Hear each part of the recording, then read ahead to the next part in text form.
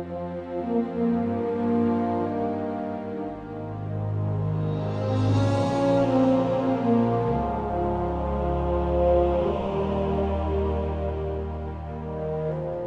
Glaser was born in Romania to a large and vibrant Jewish family.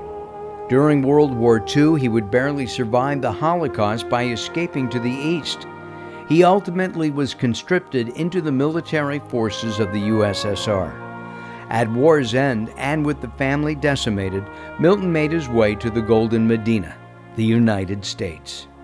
So he called either my Aunt Martha or my Uncle Max, who lived in New York, and said, "I'm Milton Glaser, I'm here in Boston." They were so delighted to hear from him because they were looking for him all through all the agencies, because my family, particularly my father, who was here at the time, were searching for all the family who was from Romania, who was killed, who was alive, where were they? He had family that would bring him into the shirt business, and thus Encino Shirts was born. In all the years that I knew Milton, he never said no. He always said right away, yes, what do you want? And they would interview people for the scholarship committee.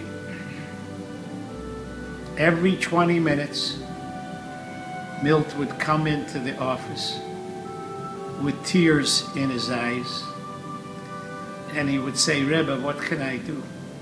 They can't pay. They can't pay. What should we do? They need a Jewish education." And I used to say always the same thing, "Milt, what do you suggest?" "I don't know, Rebbe. I think we'll have to pay for it."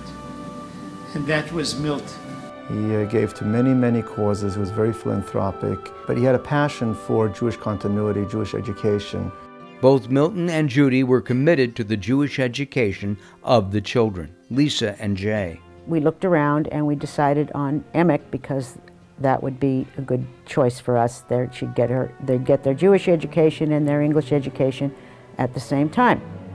We formed a community with people that were in the same grades as our children.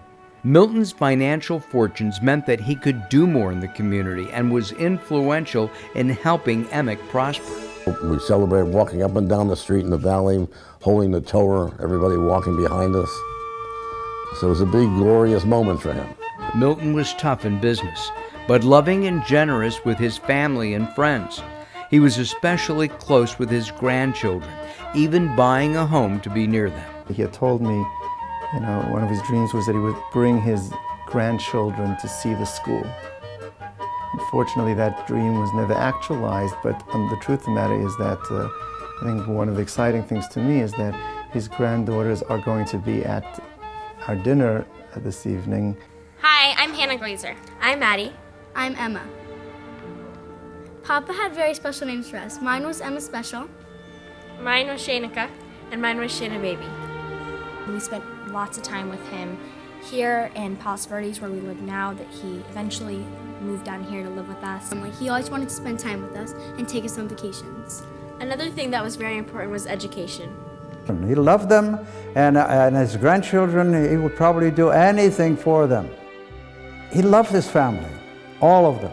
In Milton's later years, Tamar was very caring and giving toward him. Jay threw a beautiful birthday party for him on his 90th birthday. Jay would be tragically killed in a car crash. The shock and pain is still raw for all who knew him. He, like his father, was talented and handsome, and loved his children with all his heart. The Emek family remembers him along with Milton and all the good that they accomplished in their lifetimes.